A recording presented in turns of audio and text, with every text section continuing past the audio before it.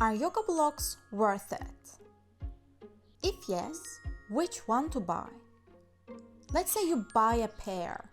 How to even use them? And most importantly, why use them in the first place? Personally, I prefer cork yoga blocks over the foam ones for one simple reason. They are heavier and more resilient.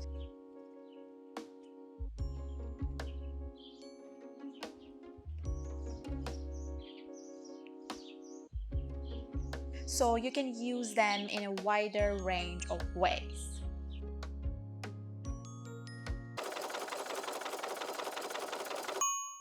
Let's take chaturanga. Especially when you are just starting out, chaturanga can be very challenging. That's why breaking it into steps and using yoga blocks to make those steps easier is a great way to build strength and improve your technique. The drill is simple. You are placing one yoga block underneath your chest and the other one underneath your hip bones. And the goal is here to lower down the hip bones and the shoulders at the same time while maintaining a long spine.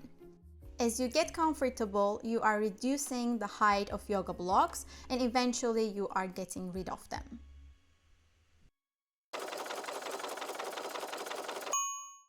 Let's say you are working on your splits and you are not all the way down yet. Grabbing two yoga blocks and placing them under your hands is a great way to bring ease into the practice. You can start with some dynamic stretch, shifting forward and backward, and then you can work on your active hold.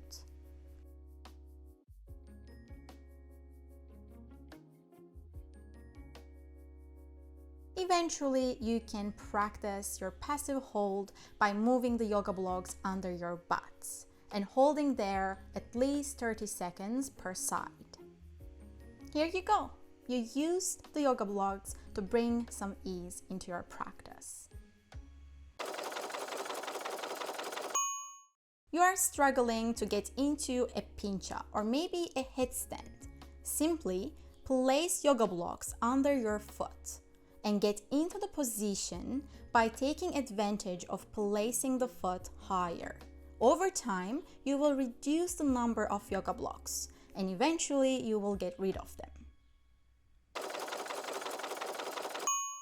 This time we are using the yoga blocks to bring some challenge into the practice of chaturanga push-ups. The challenge here is to move through a wider range, and the height of yoga blocks is what defines the range that you are including into your practice. I need to mention that using yoga blocks at their highest height can be tricky. If you don't feel comfortable, I advise you to not try it. Instead, you can put two yoga blocks on top of each other, or 3, 4, 5, 10, I don't know, you are the boss. Aren't you sick of doing the bridge pose in the same way already? So, use yoga blocks to bring some variety into the practice. This time, we are placing the yoga blocks under the feet. This way, we are moving through a wider range.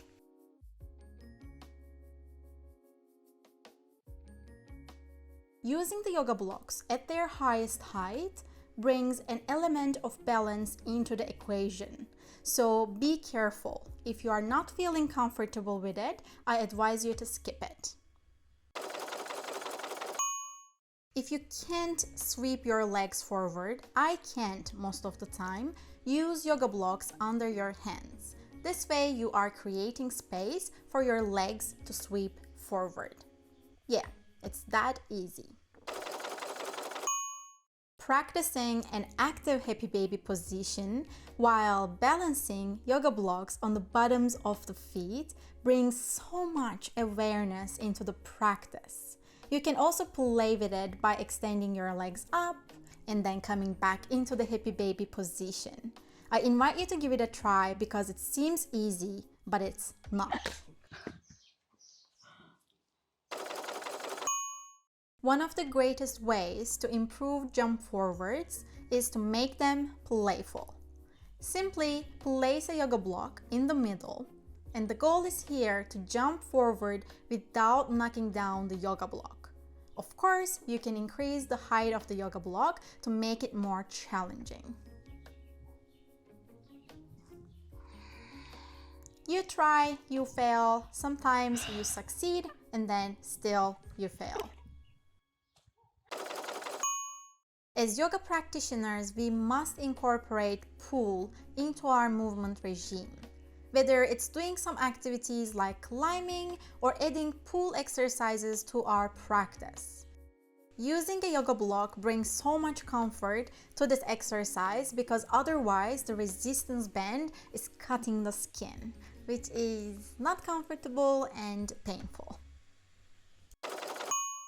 Grabbing yoga blocks by using your fingers and holding them firmly can be a great way to include some grip strength training into your practice. Also, you can use them as light weights in your mobility training. Placing a yoga block on top of the head can be a very effective way to improve the control over your body and your movements.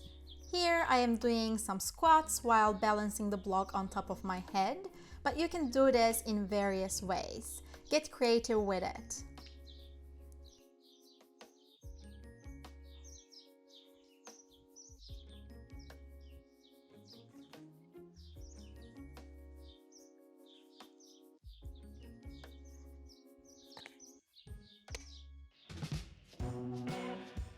My answer is yes.